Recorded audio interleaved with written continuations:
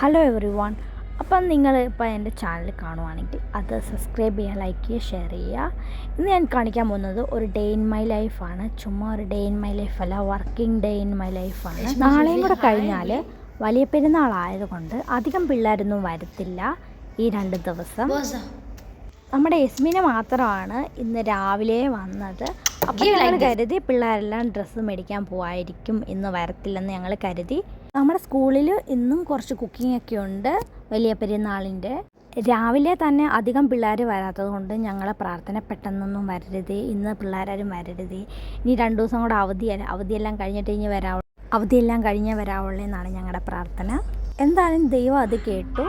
ഇന്ന് വന്നത് 2-3 പേര് വന്നിട്ടില്ല, ബാക്കി എല്ലാവരും വന്നു. ഓൾറെഡി മോർണിംഗിൽ പിള്ളേർ കുറവായിരുന്നു. സത്യം പറഞ്ഞാൽ ഒരു ക്ലാസ്സിൽ പിള്ളേരെ കഴിഞ്ഞ് കൂടുതൽ ടീച്ചേഴ്സാണ്. ആകപ്പാടെ 2 ക്ലാസ്സേ ഉള്ളൂ, 6-7 ടീച്ചേഴ്സും ഉണ്ട്.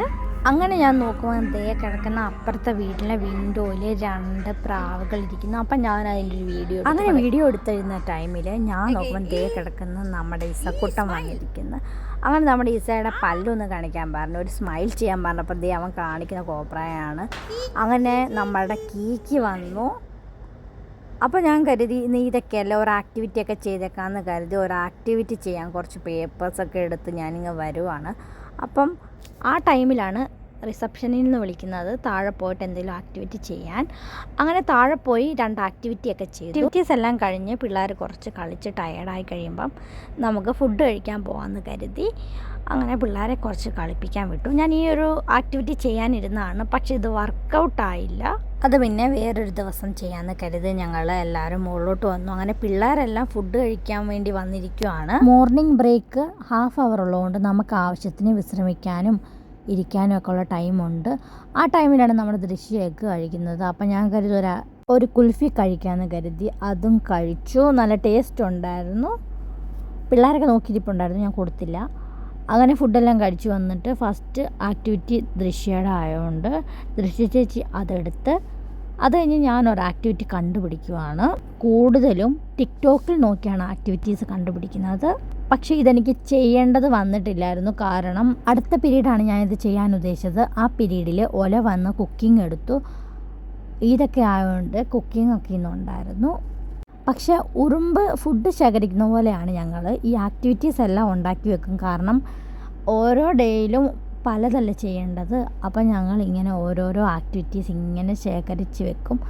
അവിടെ ഇരുന്ന് ഒരു ആക്ടിവിറ്റി ഉണ്ടായിരുന്നു, ഇന്നലെ ഉണ്ടാക്കി വെച്ചാൽ അത് ഞാൻ ചെയ്തു. പിന്നെ ഞാൻ കരുതി ഒരു ആർട്ട് ചെയ്യാമെന്ന് കരുതി, ഈദിൻ്റെ സ്പെഷ്യൽ. അങ്ങനെ കുറച്ച് പേപ്പേഴ്സ് എല്ലാം മേടിച്ചുകൊണ്ട് ഞാൻ വന്നു. അതെല്ലാം വരയ്ക്കാൻ തുടങ്ങി. വരയ്ക്കാനും എഴുതാനൊക്കെ ഉണ്ടായിരുന്നു. അപ്പോൾ അത് ഈ കുക്കിങ്ങിൻ്റെ ടൈമിൽ ചെയ്യിക്കാനുള്ളത് വരച്ച് എഴുതാനുള്ളത് എഴുതി വെക്കുവാണെങ്കിൽ പിള്ളേരെ കൊണ്ട് ജസ്റ്റ് ഒന്ന് ഒട്ടിപ്പിച്ചാൽ മാത്രം മതി. അതാകുമ്പം പെട്ടെന്ന് നമുക്ക് ആക്ടിവിറ്റി ഫിനിഷ് ചെയ്യാൻ പറ്റും. ഇവിടെ ഇപ്പോൾ ടൈം 11 മണിയായി. ഓൾമോസ്റ്റ് ഒരു 12 മണിയാകുമ്പം മിക്ക പിള്ളേരും പോയി തുടങ്ങും. അതിന് മുമ്പ് ആക്ടിവിറ്റിയൊക്കെ എടുക്കണം. അതുകൊണ്ട് ഞാൻ കരുതി പേപ്പറിൽ എഴുതി വെക്കാമെന്ന്. ജസ്റ്റ് ഒട്ടിക്കുക, പിന്നെ വീഡിയോ എടുക്കുക. ഈദ് മുബാറക്ക് എന്നാണ് എഴുതുന്നത്. ഇന്ന് ഇതെല്ലാം പിള്ളേർക്ക് കൊടുത്തു വിടണം വീട്ടിൽ.